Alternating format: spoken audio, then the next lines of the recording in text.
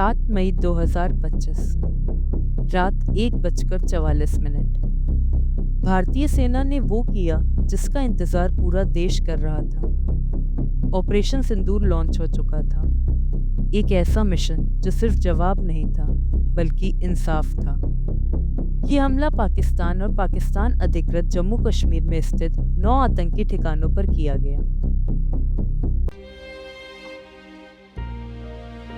22 अप्रैल 2025 को जम्मू कश्मीर के प्रसिद्ध पर्यटक स्थल पहलगाम में आतंकियों ने नरसंहार कर दिया।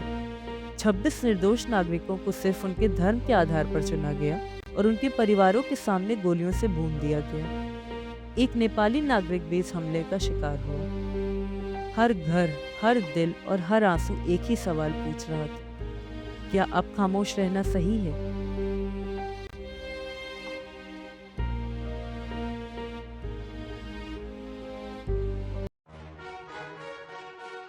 प्रधानमंत्री नरेंद्र मोदी ने इस हमले के जवाब को एक ऐसा नाम दिया जो हर भारतीय के दिल से जुड़ता है, ऑपरेशन सिंदूर।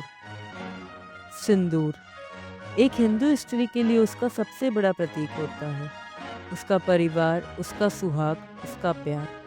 और जब पहलगाम हमले में 25 महिलाएं विधवा कर दी गईं, तब इस ऑपरेशन का नाम एक संदेश बन गया कि उनके सिंदूर का एक एक कतरा अब जवाब बनेगा।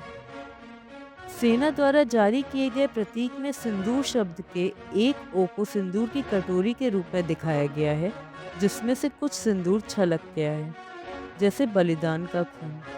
कैप्शन था, जस्टिस इज सर्व्ड, जय हिंद।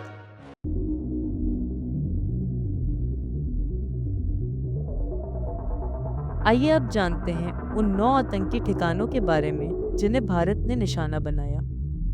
5 पाकिस्तान अधिकृत जम्मू कश्मीर में और 4 पाकिस्तान के अंदर। सभी पर सटीक मिसाइल स्ट्राइक्स की गई और ये ठिकाने खुफिया एजेंसियों की रिपोर्ट के आधार पर चुने गए।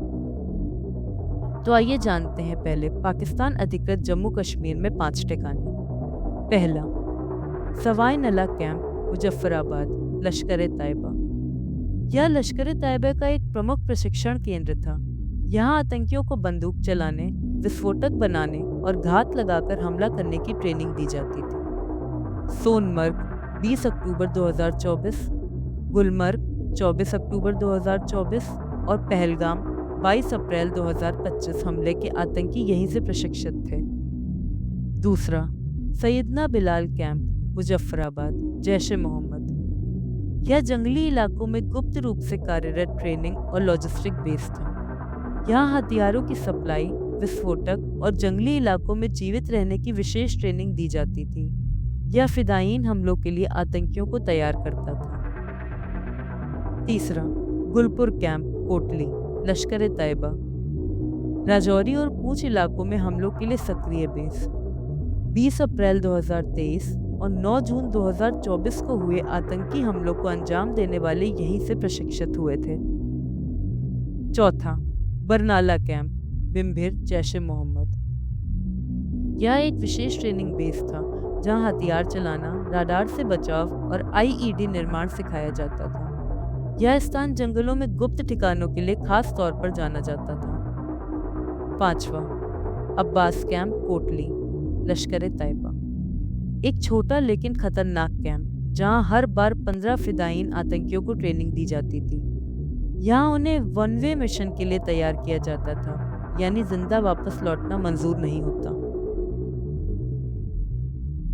तो चलिए अब जानते हैं पाकिस्तान के अंदर के 4 प्रमुख ठिकाने। पहला, सरजाल कैंप, सियालकोट, जैश-ए-मोहम्मद।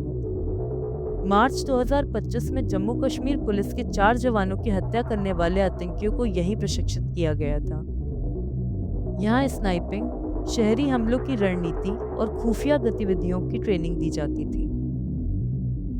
दूसरा, महमूना जोया कैंप, सियालकोट, जैश-ए-मोहम्मद।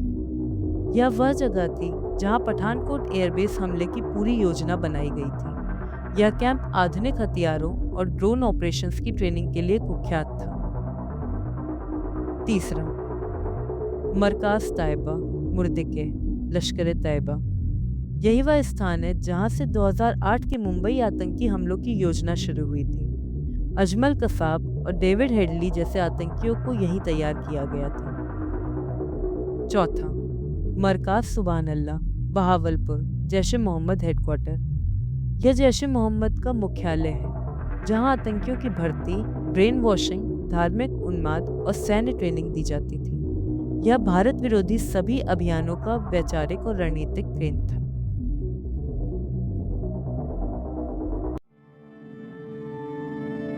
ऑपरेशन सिंदूर सिर्फ एक सैन्य ऑपरेशन नहीं था, यह उन 25 महिलाओं के सिंदूर का जवाब था जिन्हें आतंकवाद ने विधवा बना दिया। ये न्याय था हर उस परिवार के लिए जो चुपचाप रो रहा था। भारत ने दिखा दिया कि हम सहनशील हैं लेकिन कमजोर नहीं। आज आतंकियों को उनका ठिकाना दिखा दिया गया है और ये शुरुआत है, अंत नहीं। जय हिंद, वंदे मातरम।